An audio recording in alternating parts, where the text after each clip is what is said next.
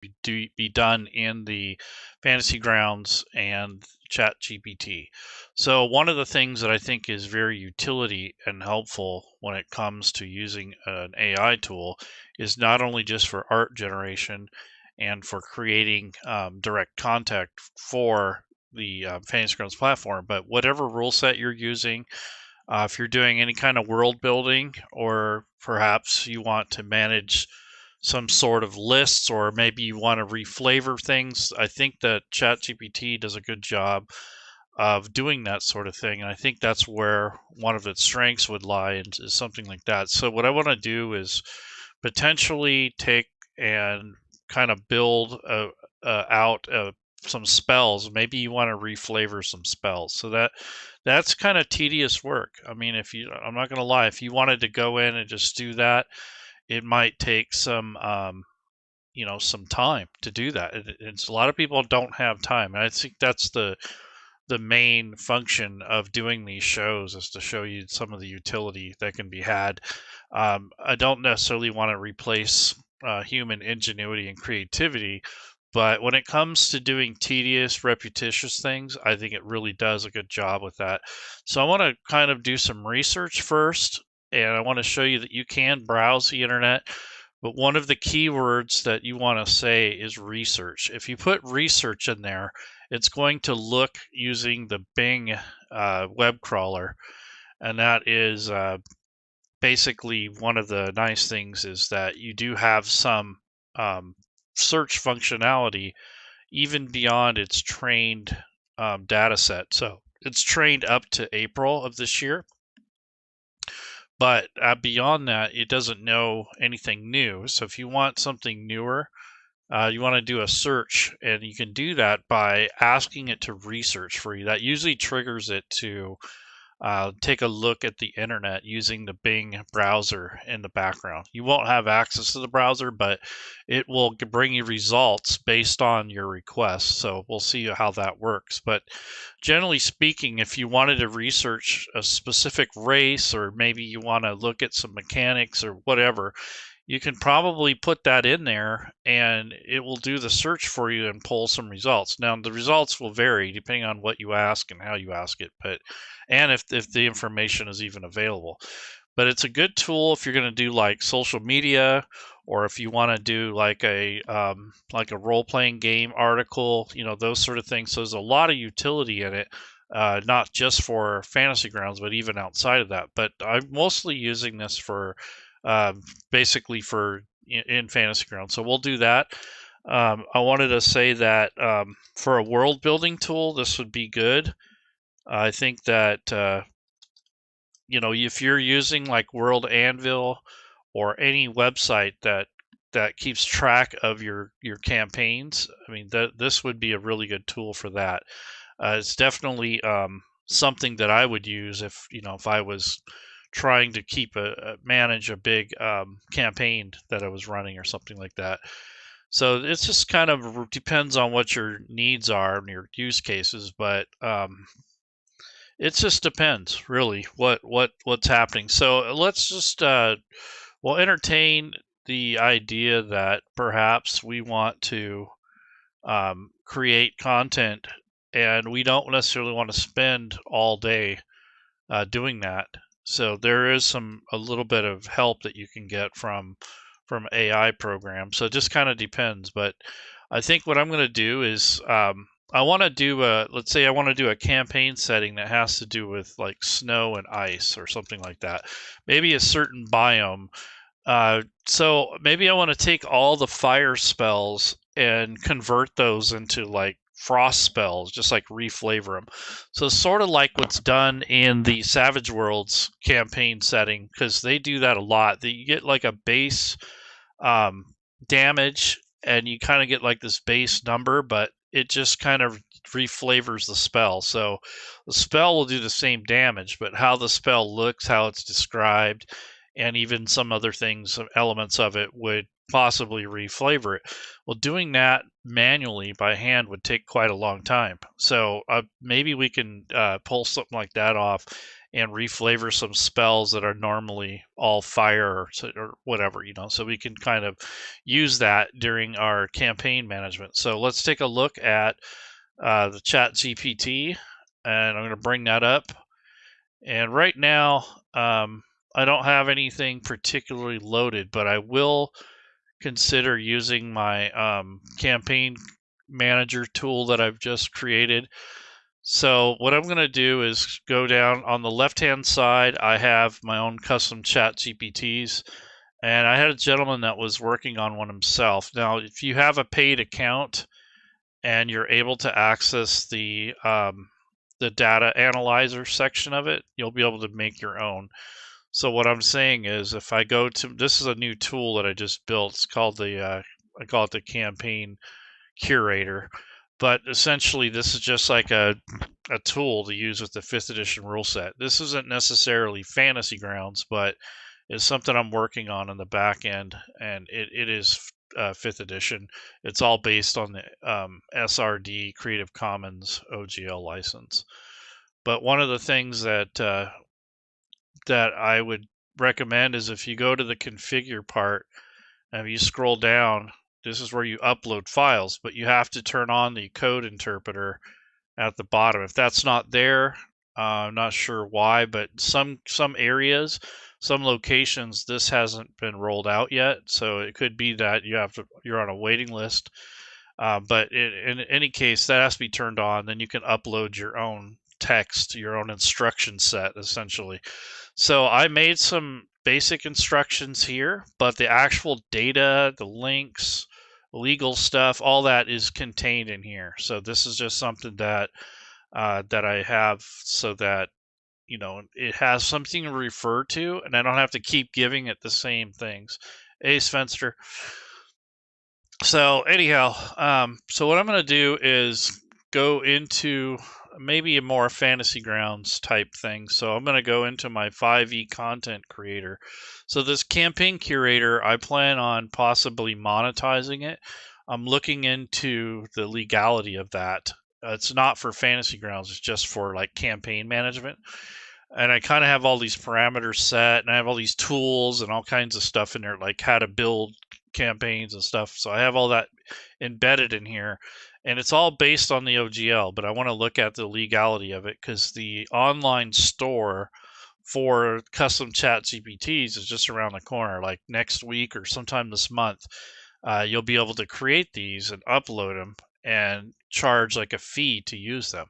So this campaign curator isn't something that I'm going to be using today, but I just wanted to let you know that I'm working on something like this.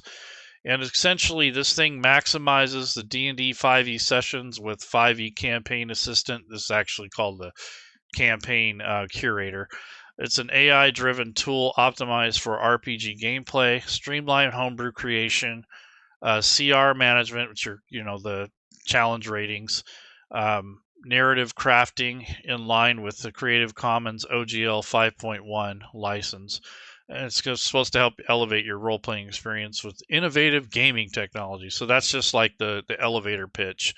But the actual functionality on the back end is more, basically, in a nutshell, it all points back to the OGL PDF. I didn't upload that because I figured that that's common, and that's something I don't want to host necessarily because it could change. But all the other data I gave it was links, tips, tools. I went online, did some research. I gave it a whole bunch of assisted kind of tools.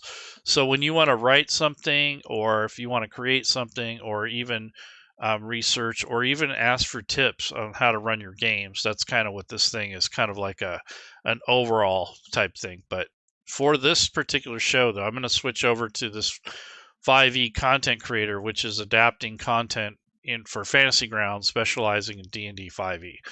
So what I want to do is I'm going to tell it what I want it to do first.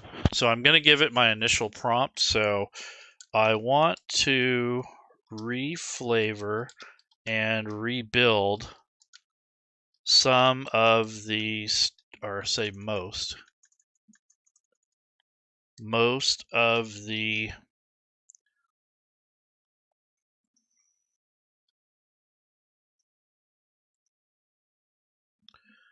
most of the current, I'll say in this case, this will be wizard spells. You got to be kind of specific. If you say spells, it's going to look at everything. So I want to reflavor and rebuild most of the current wizard spells that are elemental based. I would like to convert into snow, ice, sleet, or cold based spells. So if you have like an ice wizard or something like that, you'll know that there's very limited amount of spells, and every once in a while you'll get a campaign setting like I think Grima the Frost Maiden or one of those, maybe it's a third party one, but it gives you 1 or 2 new spells that are related to the environment. So I want to put something about the environment is a cold based setting.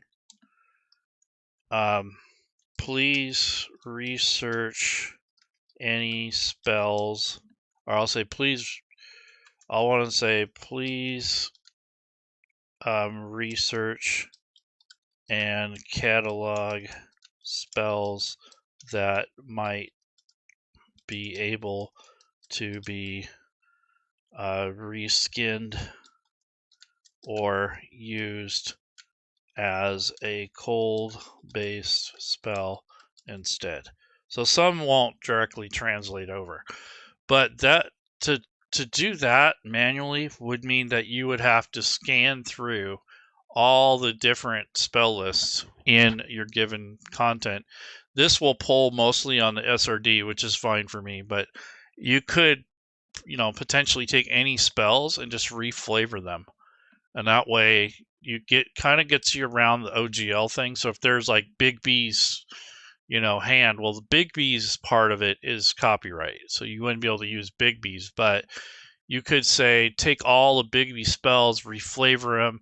You could give them a different name essentially, and you could use it in your content. So this is kind of what I'm getting at, is the ability to research and to have it assist you in writing these spells. So I want to, I'll say, please provide a potential list that is organized by level and I'll say useful for considering conversion. So this way, it kind of gives me a list to start with. I don't want it to do the conversion right away. I just kind of want the list, but we'll see what it does. It might try to just do it all. Sometimes that's not a good thing. If it takes too long to search, it'll time out.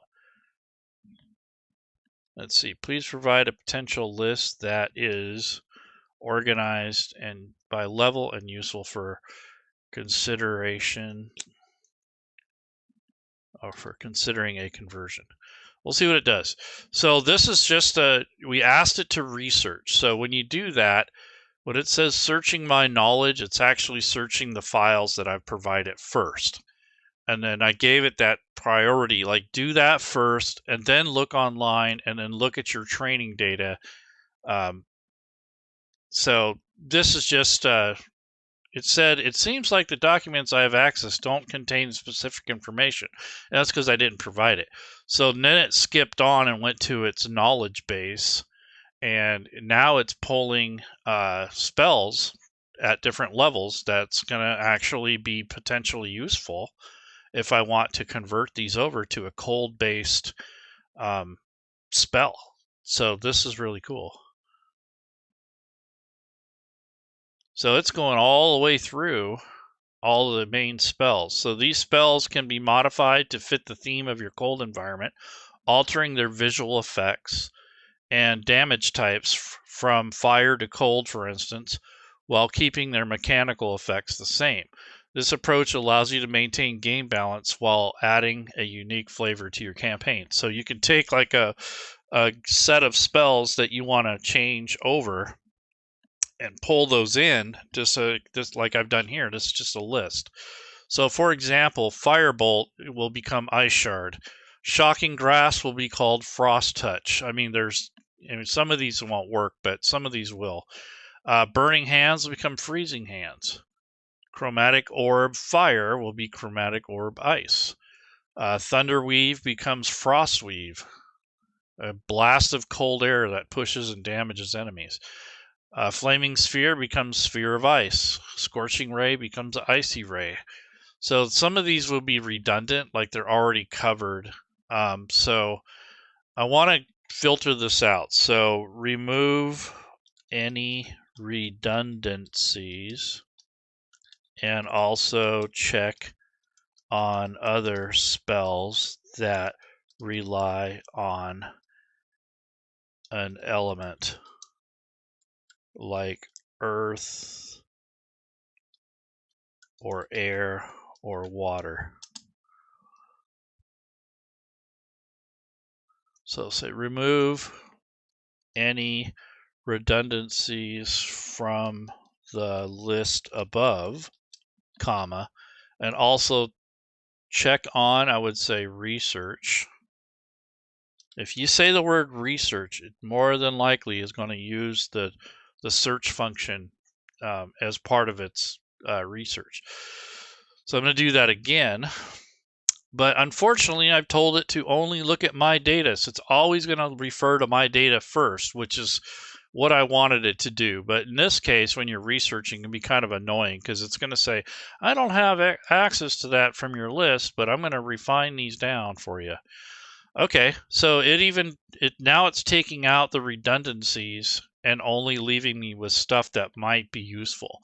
So this is a kind of a condensed list. It even did the cantrips, and it's going through and parsing through that. So yeah, control weather, Arctic manipulation, meteor swarm, storm of vengeance. Yeah, so this would be like your starting point, and then from there you decide which spells that you want. So I want to do one example for it to see how it formats the spell. So I'm going to see, Ray of Frost's already done. Let's do Gust to Chill Wind. So I'm going to copy and paste this, and I want to say, please convert, and then I'm going to hit Control.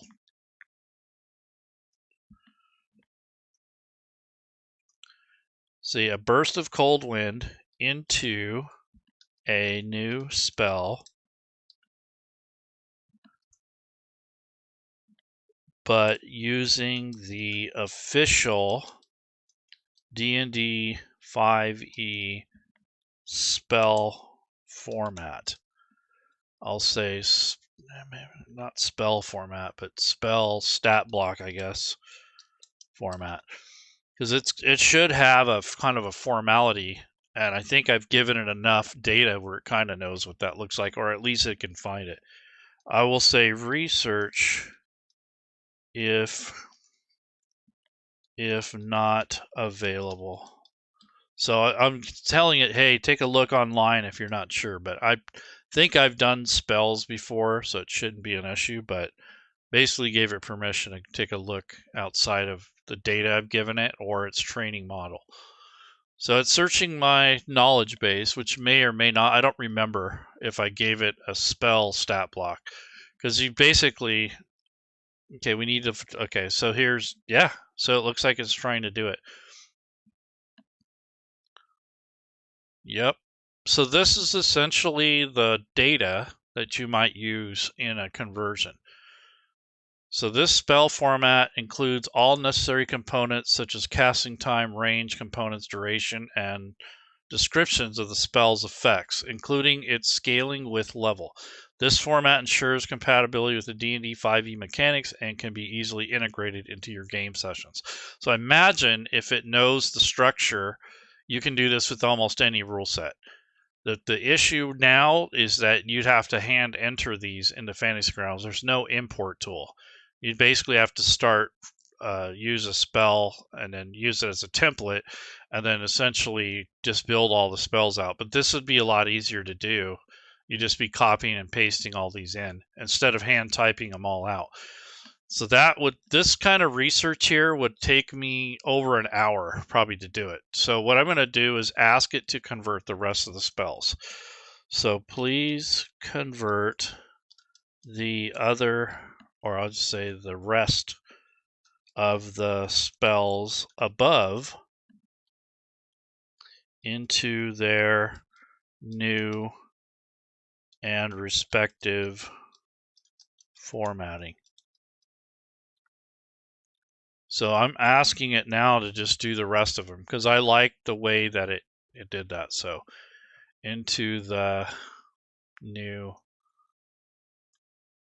and respective formatting. So let's see what it does. So this would save me, a good hour at least.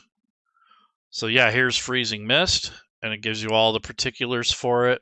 I believe that's a cantrip. So it's doing frost wave. Yeah, so basically all I did here is reflavor this. I mean, you obviously could do this, one for one. And in most cases, you only need to do like 1 or 2 spells. But if you're working on a project that you need a lot of stuff converted or changed, this might help with that. Yeah, meld into ice. That's pretty cool. Just like meld into stone. Sleet storm. Original spells can be used as is. Control ice is another one. Huh, interesting. Ice sculpt. I don't remember these being on the list, but that's fine.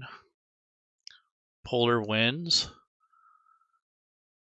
Yeah, pretty cool. So at this point, then you would take like a spell like this, and then I would copy the data, go into Fantasy Grounds, go into the spells area, and always when you're making new content in Fantasy Grounds, you want to make sure that you make your own group. And that helps keep it organized, it keeps it separated out. And when you are ready, you can export it a lot easier and you won't have a bunch of stuff attached to it. You just don't want it mixed in with your campaign data. So you want to work in a different session. So in this case, I'm going to go ahead and create a new group because I haven't done so yet. It's called Group 1 right now. So what I might call this is ice spells or something like that, just so I know what group is this. So this will be all ice spells in this group. And it also saved them in there like that so that I have a place to put them all. And then I'm just going to work on the ice spells. So in this case, you could bring this, you click on add new. And what I'm going to do is take like a note, or in this case, I'll just paste this into this bottom part, even though I don't need all that other stuff in there, just so I have a place to put the text. And then I'll just copy and paste the text in here. So control copy. There's the actual name of the spell, Freezing Mist. And then it's first level conjuration, so level 1. School is probably evocation.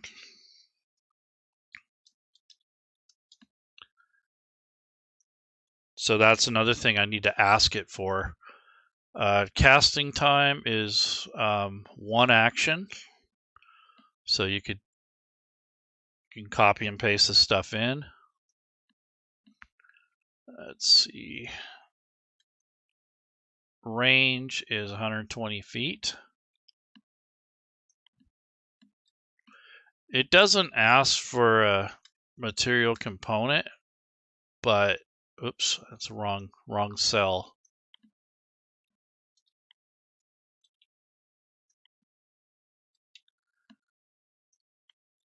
But we're going to put verbal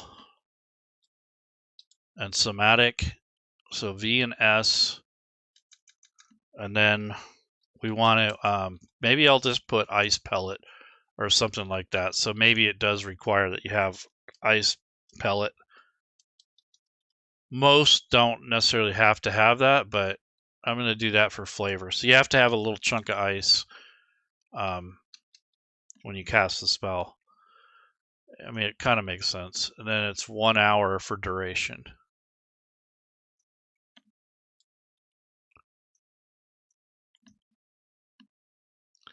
Okay. So what I'm going to do is get rid of all this stuff because I don't need it anymore.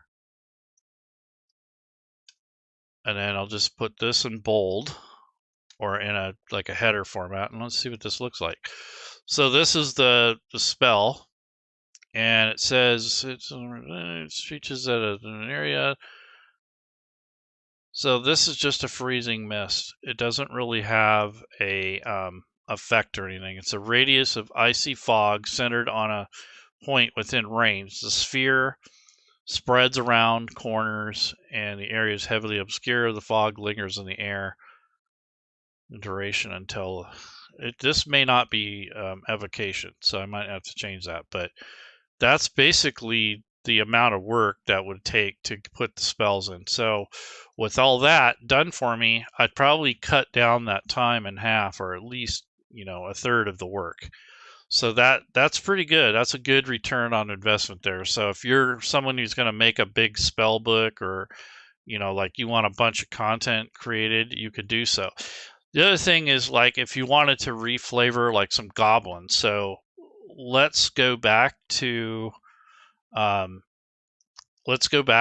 and let's I wanted to create a stat block of a basic goblin.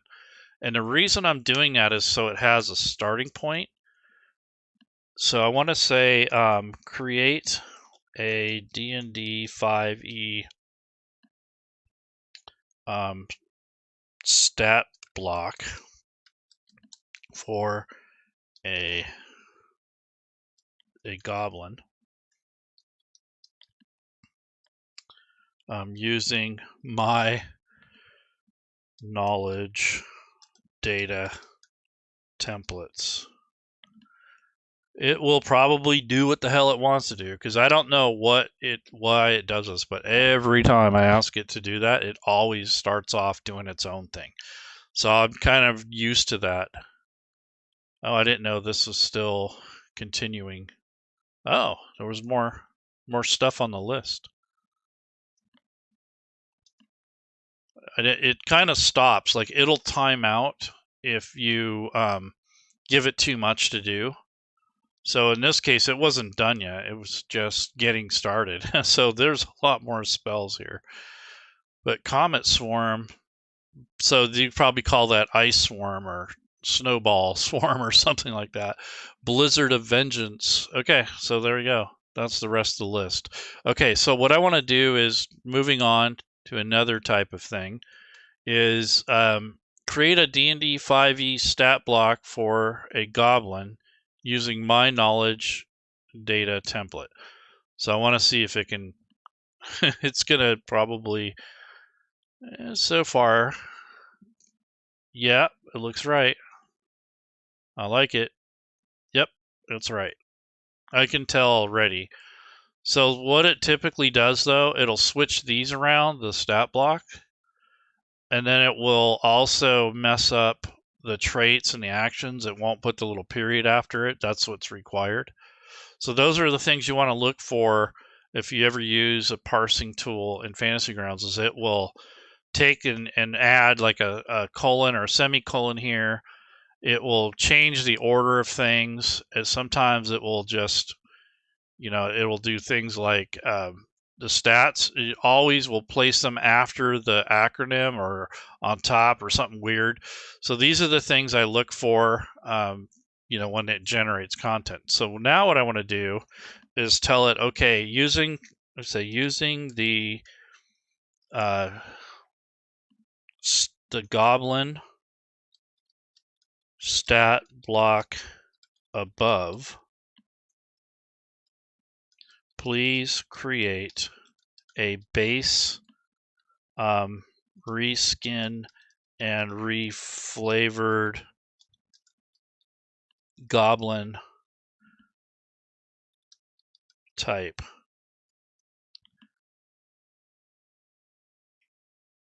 The spider goblins. And I'll say those spider goblins are just going to be kind of a specific clan. but they're also going to have some affinity to spiders. So we'll see, because they'll ride them. You know, they'll have like a, let's see, they'll be the let's do a like a sorceress. No, let's do like a shaman maybe. So spider, shaman, a female. I want it to be female. Spider goblin.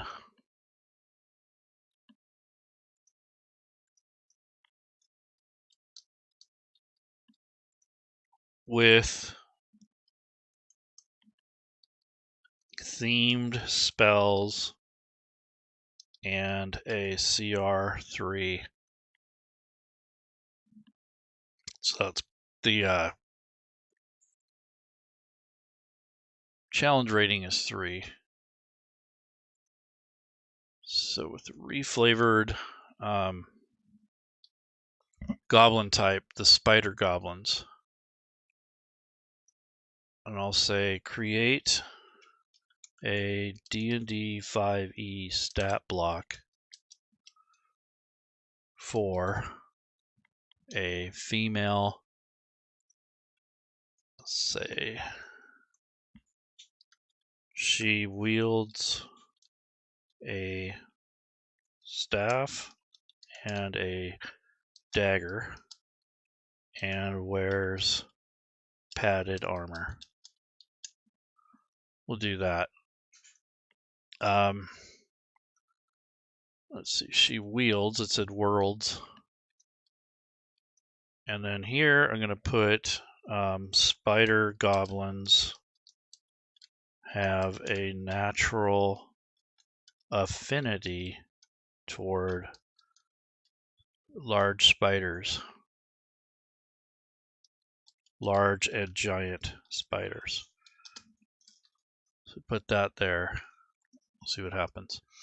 So at least it has a point of reference up here. And then down here, it's going to create kind of a more powerful version, I guess. So this is small humanoid, neutral evil, goblinoid. And it looks like it's keeping the formatting, which is good. Spider affinity. So the shaman has advantage on all checks and saving throws when interacting with spiders. Well, that's pretty good. The shaman can climb difficult surfaces, including upside down ceilings, without needing to make an ability check. Which is staff, dagger. See, they put the spells in the wrong place. It does that occasionally.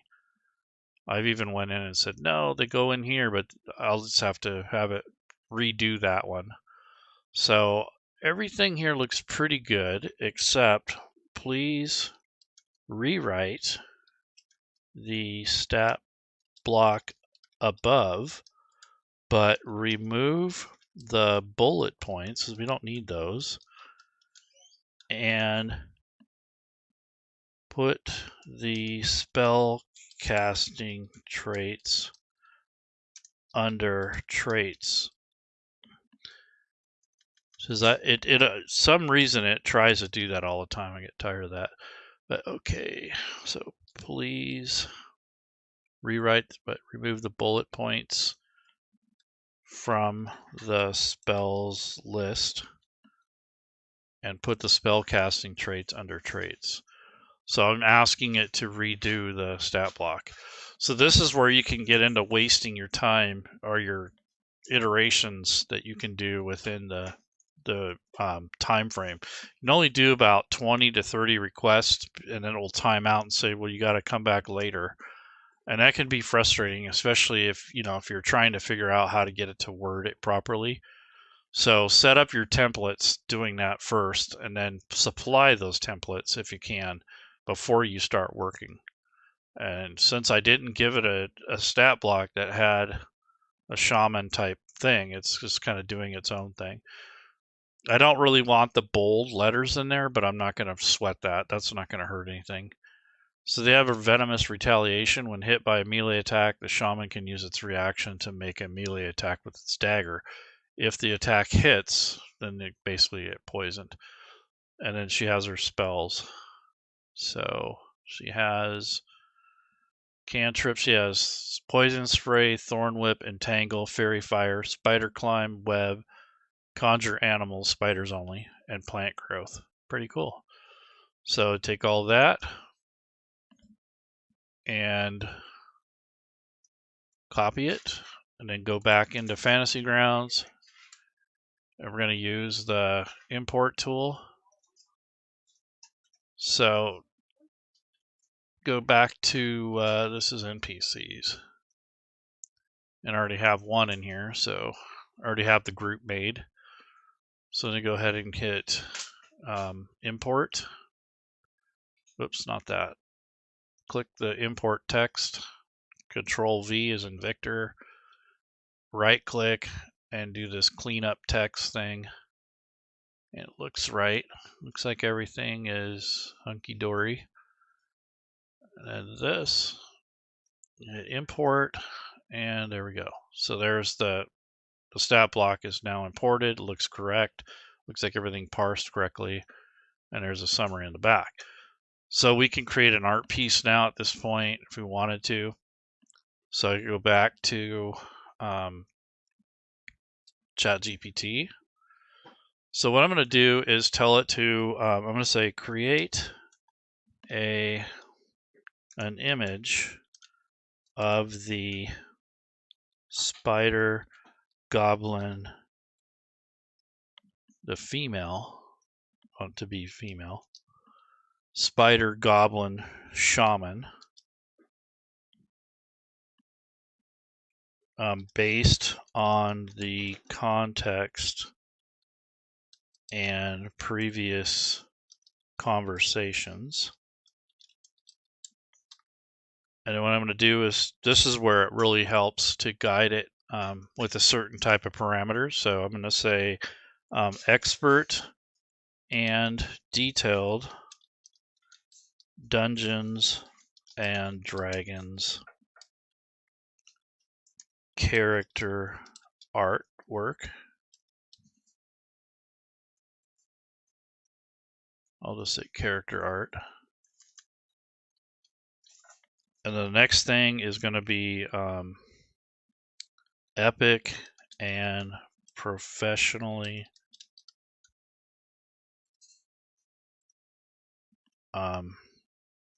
designed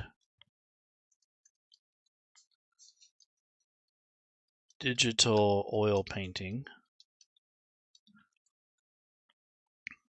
art style. And then I'm going to do a 3D. So I want that mixture of like realism, but I want the painted look. I don't want the digital video game look. So 3D animation, comma, octane render art style. So it's going to render it kind of like a 3D modeling tool.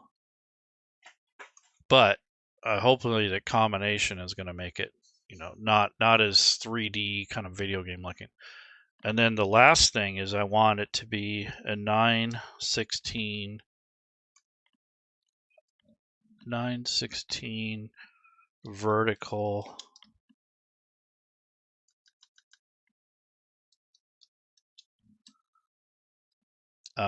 tall aspect ratio. And then I want to make sure that, let's see,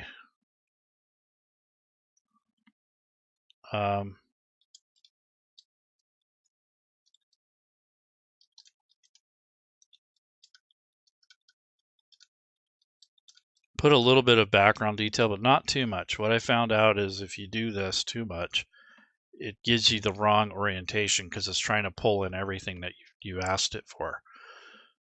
So if you just say dark background or plain colored background, it's not as fancy, and it actually makes it easier to work with if you want to cut it out, make a PNG file out of it. So in this case, this is a spider goblin shaman female. Error creating image. So it does have its problems for sure. So let's see if it can do it this time.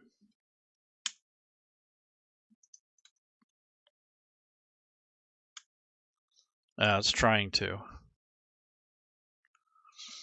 Yeah, sometimes the server gets overloaded or you get disconnected or something. I don't know.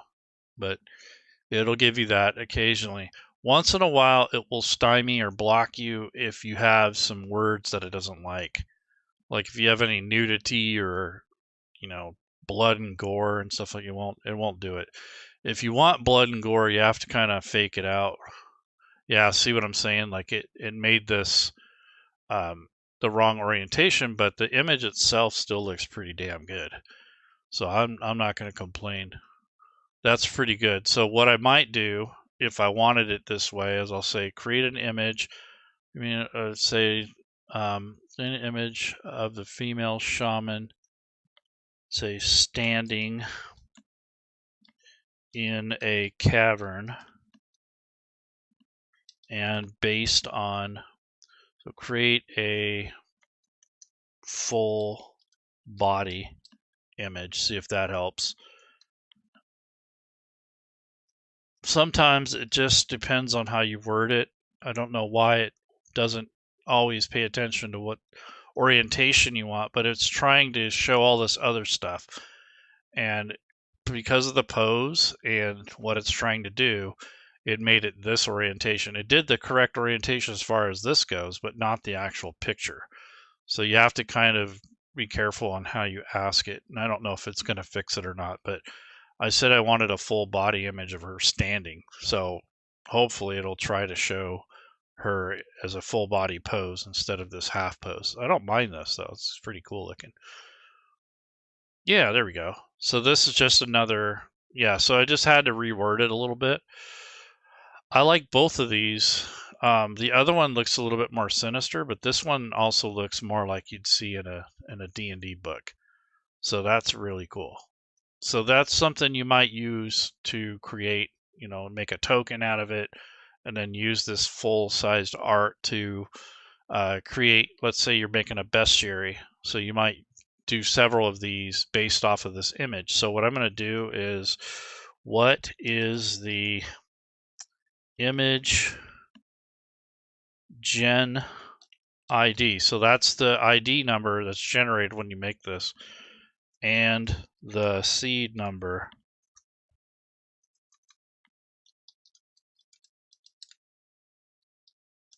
for the image directly above.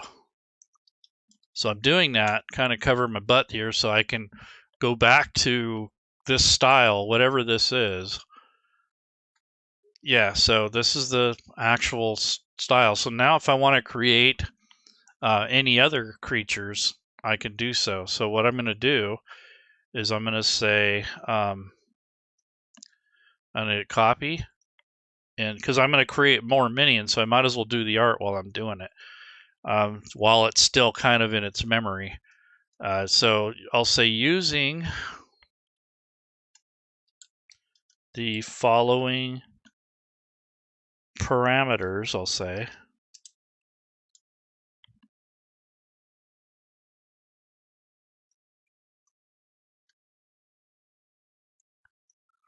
I'll say, please create a male spider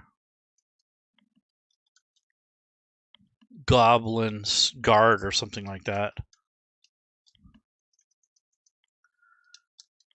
So once you have the kind of an example of the art that you want to use, you can kind of riff off of it for a while.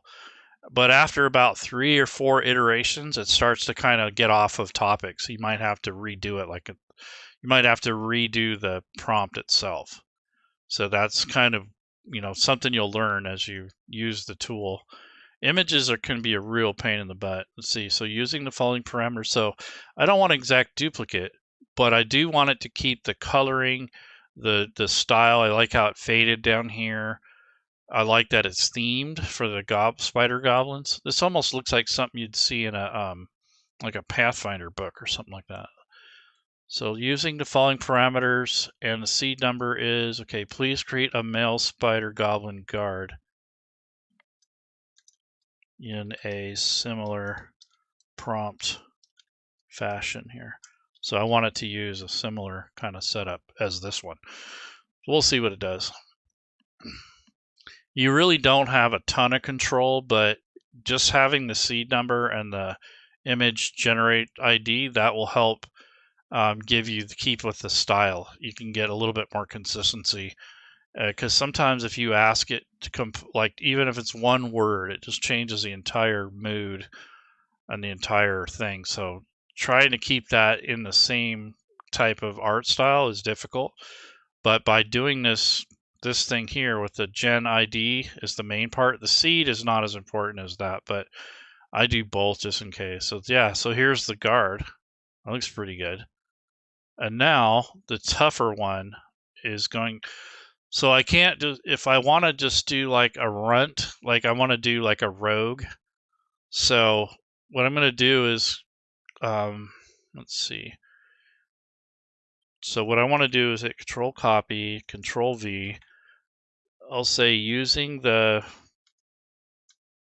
following parameters, please create a male spider goblin rogue, because I want to make like these little runt guys that in a similar fashion. So we'll see what it does. So all these images are going to be tall, vertical type things. Oh, it's going pretty good, Sundance. Pretty good. So I'm just working on these spider goblins. So I took a basic goblin. I had the Chat GPT create that. And then from there, I'm having it build the shaman, kind of a variety of the goblin. And now that I have the base, which is the harder one, which is the female shaman, now I'm having it just create the other images based on what I want to make next. So I'm going to make the stat blocks for this guy and for the other guy. And I'm going to have one other, which is a spider rider. Oh, how cool. But that doesn't really look like a goblin. So not too sure about that. I mean, I liked how it turned out, but that's not a goblin. So what I'm going to do is say recreate the image above, but a smaller goblinoid version. So this is where, you have to kind of play with it. And I kind of was envisioning something a little shorter and not as beefy as this guy, and then maybe keep the same style. I'll say similar to the warrior or the guard, but more rogue-like. Okay, we'll see if it can handle that.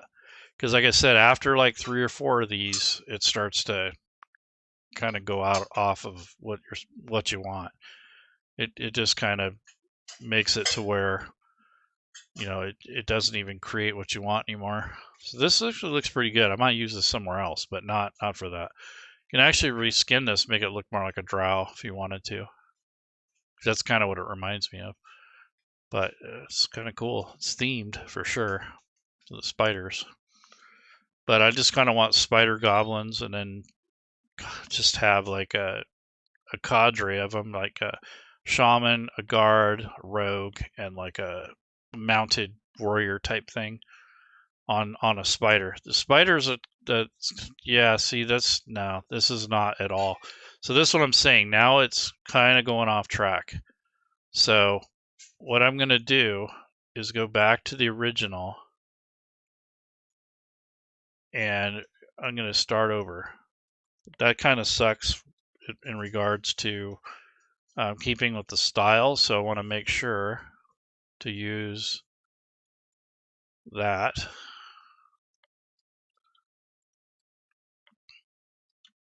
And spider goblin rogue. And then I'll get rid of the seed. I don't think I need that.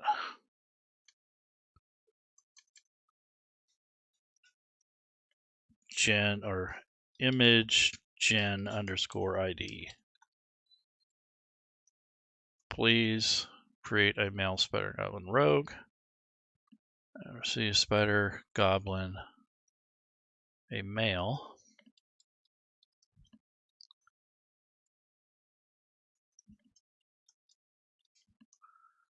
standing in a cavern and based on the context. No, I'm not going to say that because there is no context. Well, there kind of is. Background should be black with a few spider webs. We'll see. It might fix it, it might not. But this is kind of what happens like after 3 or 4 iterations. Hey Dan, what's up?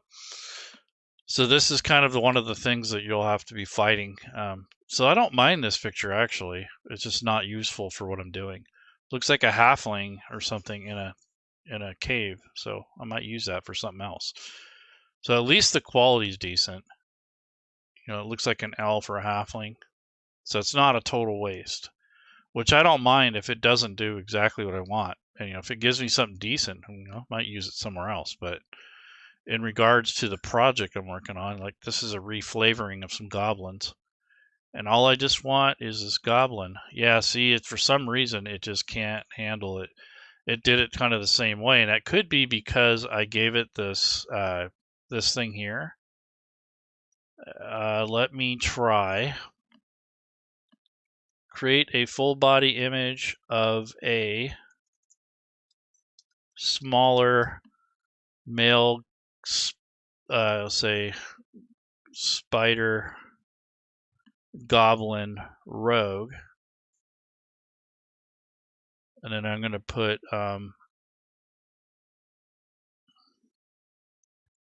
goblinoid rogue with, yeah, I'll just say that.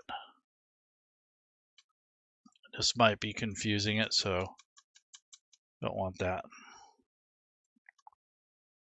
Okay, and then maybe following image parameters for style and coloring. Okay, we'll see. One more chance. If it doesn't do it, I'll just give up and move on. I'm not going to make a day out of this, but you can easily consume. I think it just made the guy a little greener. Yeah, it kind of did. I mean, it doesn't look bad, but he just doesn't look like what I envisioned the goblin to be.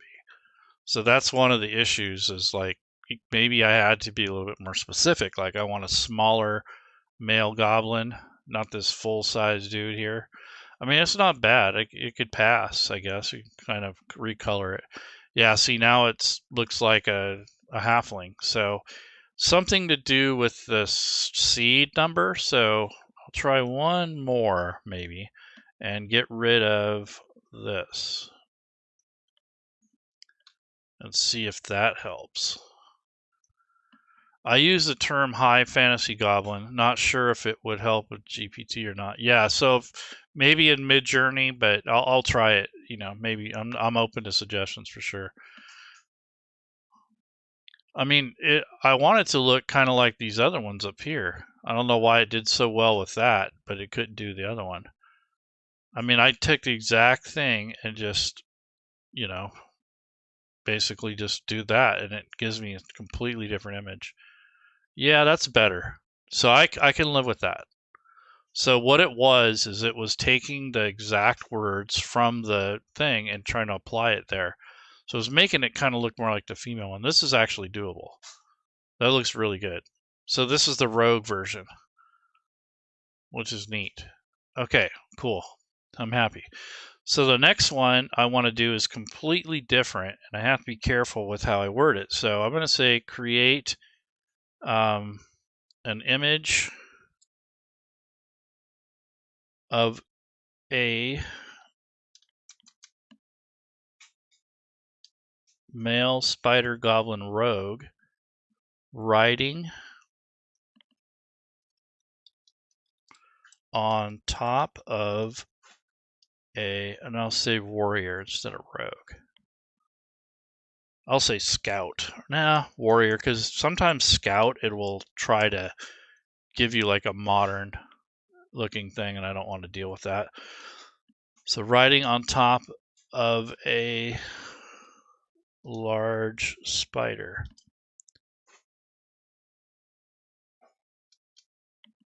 Inside of a cavern. Gonna get rid of that seed number.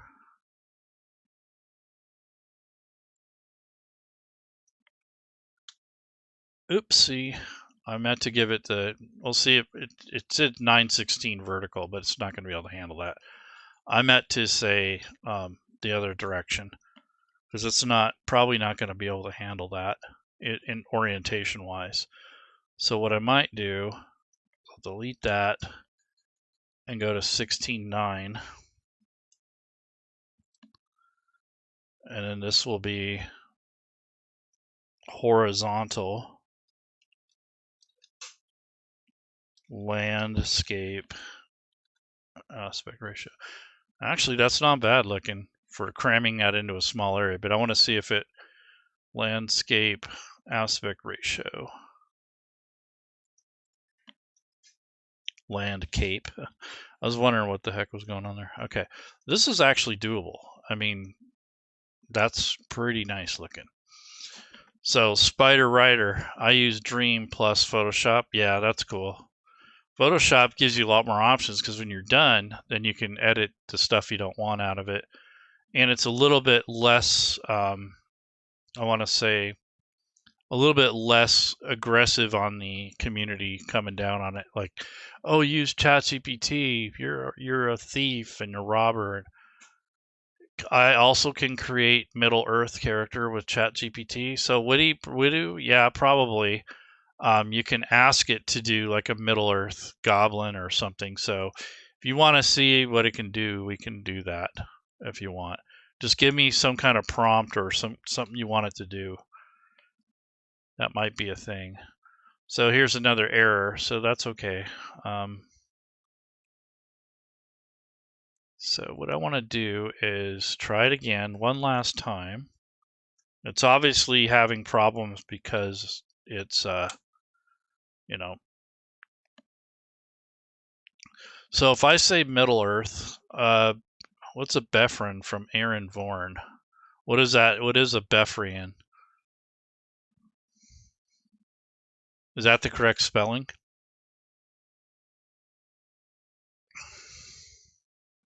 Like a Wassa? I don't know what that is. Okay, so Befren.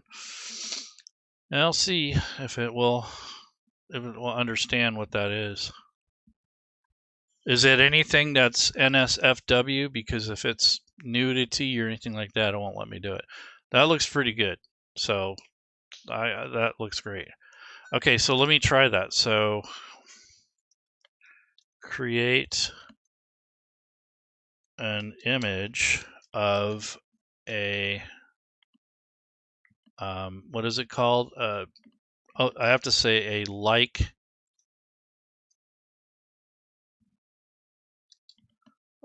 image of a Befrayan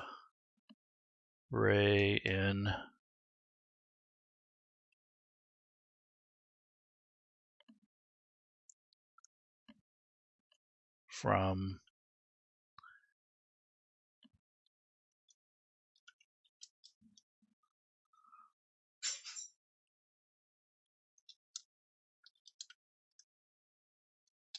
first. I'm going to have it research it because if I don't have an equivalent or something like that, it's really hard to prompt that. So research and detail the description of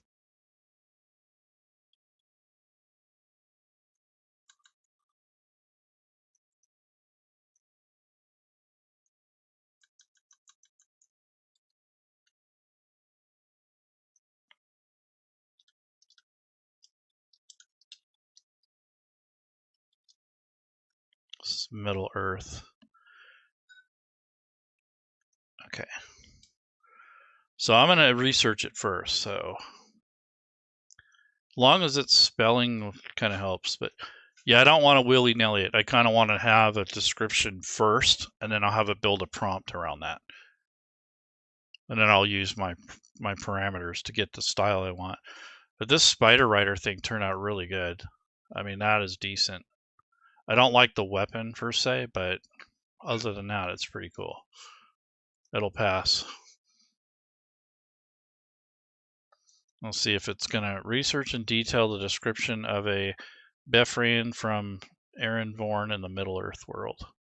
So we'll see if it can pull anything. It should. I mean, hopefully. It's still thinking, so it must be a stumper here.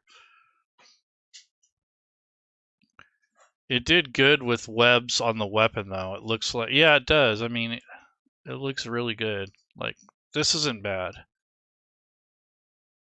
Yeah, it did. It put some webbing there, and it almost looks like this should have been one weapon, but it's actually two. So I'm good with that.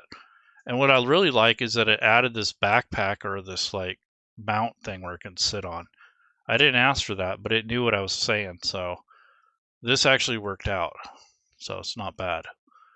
And I really like the cavern and all this stuff in the background. It's got a little bit of water down here. This is passable. I don't like the face. It looks a little distorted, but you know what? I mean, from a distance, who cares? No one's going to know in the dark. Something went wrong. Well, duh. All I'm asking you is to research that. It's not a hard task, but it's overloaded. The server is definitely maxed out. You can tell, because sometimes when you ask it to do stuff, it's like an act of Congress.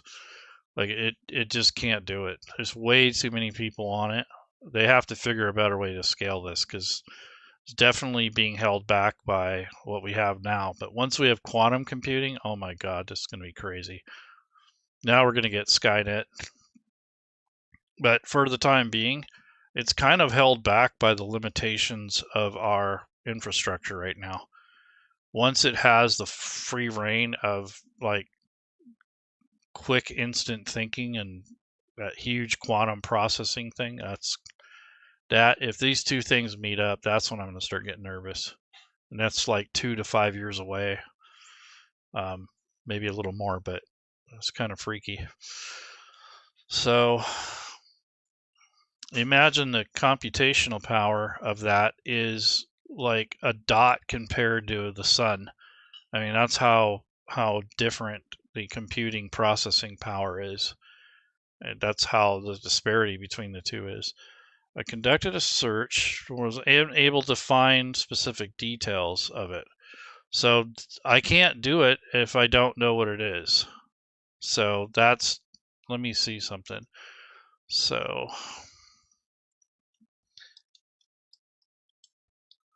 Bayfrin,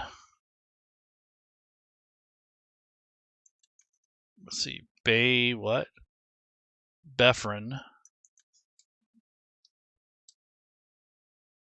Refrain. Okay. So Befrin.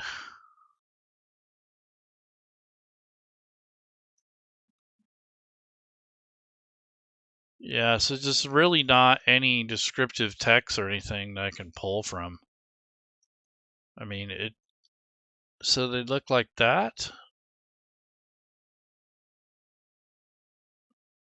Is it one of these things?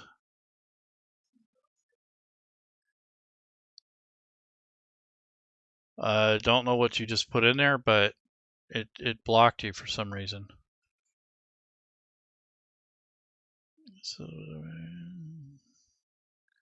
okay, so in order for people to use this tool you created, you have to have paid. Yes, that is exactly right.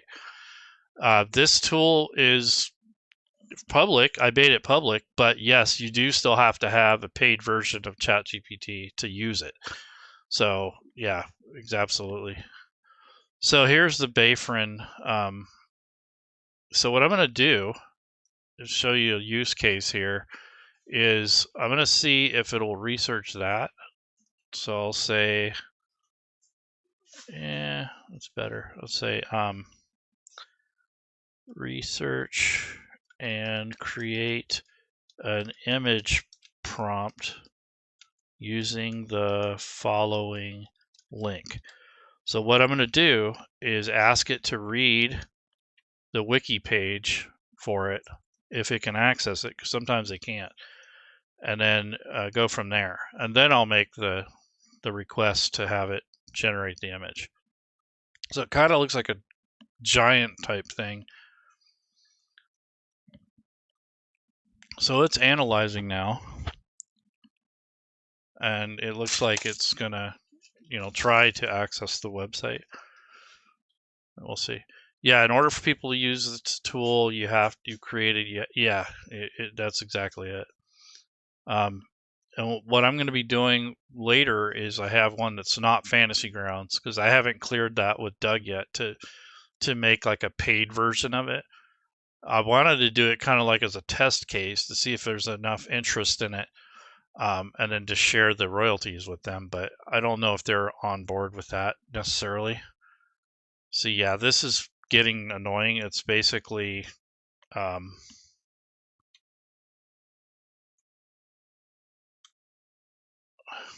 yeah, this is annoying. So it's having trouble doing that function. So what I might do is just take all the text from here. Here's the appearance. Just take the text from here and put it in a Chat GPT, because it's obviously struggling with accessing the content. And then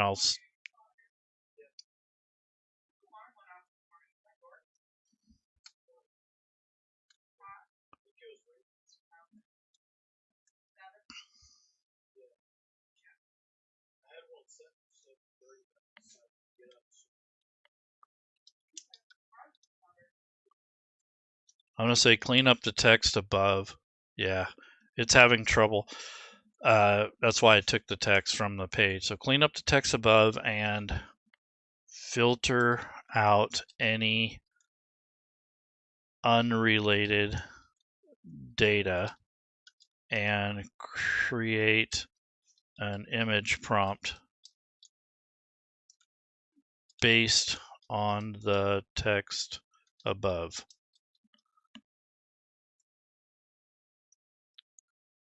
Unrelated data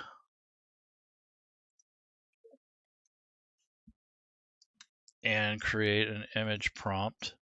Yeah, so the free version doesn't do any art and it won't search necessarily, but the paid version has multi-model capability.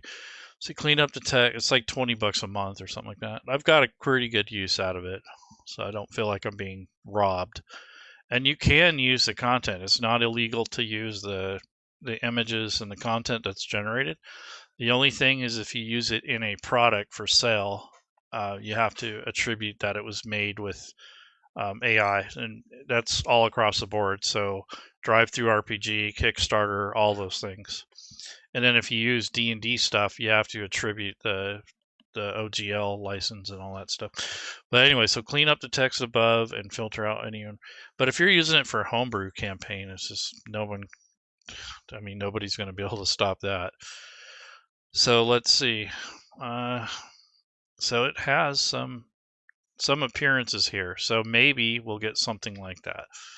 If we have a good enough actual description, it might be able to come up with something.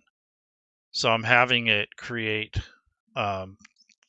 basically a prompt, an image prompt, and we'll use that. Yeah, Widu, I don't know what you said earlier, but it didn't like it. Let's see. Create a digital oil painting in 3D animation Octane render style depicting a Boffer Hunter Middle Earth special. The Bayfriend should have a stump. Yeah, it's trying. It's pretty cool.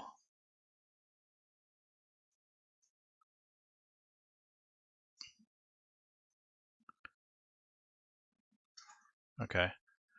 So I might change the aspect ratio, but I'll let it ride. Thanks, babe. Mom's mess.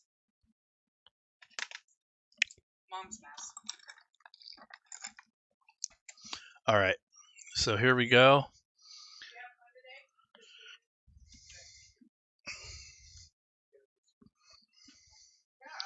So we'll see if that will actually work. Yeah, the paid wall thing is something that kind of sucks, but I think the free version will do most of the tech stuff that you need, even if you don't feel like paying for it or you don't believe in it. 3.5 will do like 70% of the text formatting.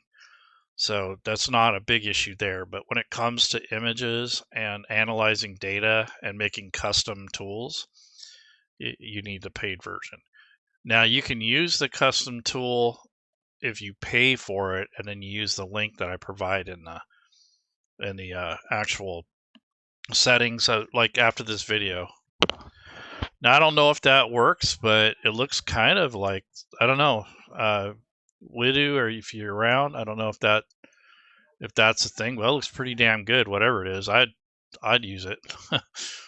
So even if that wasn't the Befrain Hunter in Middle Earth, I think it did a pretty good job with the image based off of the text that I got from the wiki page. So that's another thing you can do with this, is go to the wiki website, pull the image, or not the image, but pull the graphics, or you can use text or whatever, or website, and have it make the prompt first and then ask it to make the image. Sometimes it'll do it all in one thing, but it just depends on how you word it. But I think this is a really good image. I mean, based off of this and then looking at this black and white image here, I mean, I think it did a pretty good job. And that's pretty damn good based off of just that little image right there. And I didn't even give it the image. I just gave it the actual lore and the size of it, and basically, that sort of thing. So it's kind of got a Native American kind of thing going on. Yeah, I think it's, wow. So I don't know if that's what you're looking for, but it looks good to me. And it has the tribal tattoos on it. It looks kind of like it's got indigenous clothing, so pretty cool. But anyways, guys, I've been yammering too long. I got to eat breakfast, or now brunch, I guess. Yeah, I've been rambling for quite a bit. So anyhow, using Chat GPT to create content is pretty cool. Like I said, I started off with making spells. Fine. What do you mean fine? Does that mean good, or? Anyway, so this is basically the end. I'll call it a day, a night. But essentially, this is the the ways that you can use the tool. And this way, if you're going to be creating content for like a homebrew setting, this might be helpful for you. I think it does a pretty good job. It's just when you start getting into releasing commercial content, you got to kind of watch that. But other than that, it looks pretty good. So hopefully this helped a little bit, give you an idea of the struggles. Yeah, you're going to buy Chat GPT. Yeah, watch some more videos, not just mine. Look at other people's stuff that they do, because that's how I learned. Yeah, you too. You guys have a good one. Hopefully you learned a little bit. And Widow's like, fine, I'm just going to buy the damn Chat GPT. Yeah, just be careful. Like when you first start, it's going to be annoying, and you just got to learn how to word your requests. That's going to be your first challenge. The next thing is learning what not to do, and that comes with time. You got to remember, I've been at this for like 6 months or more, so it's something that's not, cut and dry. And like I said, it's easier to give it something and have it create content and then build from there. Don't try to build something and then force it to make something for you. That's a more difficult road. You can do that, but it's harder to do. It's better if you're inspired. Like, for instance, if I made this image, now I'll make the stat block and everything based off the image, instead of building the stat block and then trying to force it into doing what I want. What you saw up here is kind of what the kind of issues I went through. And it's much easier if you're going to work with art. Make the art first and then be inspired by that and build around it. If you make something and you try to force it to build something to what you've already made, like text and stat blocks and stuff, it's a lot harder to do. So use it as a creative tool. Like I said, it's hard to control images. So You really have to practice and get used to the verbiage and the way to chat GPT or any other AI tool. You have to know its language or learn how to phrase the requests. And one thing you want to avoid is saying, well, I want a giant. And then you'll say, you don't like the picture. So then you'll say, well, I want a giant with a club. And then the next time you say, well, I want a giant in a club in the forest because he's standing in a swamp or something. So you want to give it a little bit more to begin with, so you don't have to do 5 versions of it.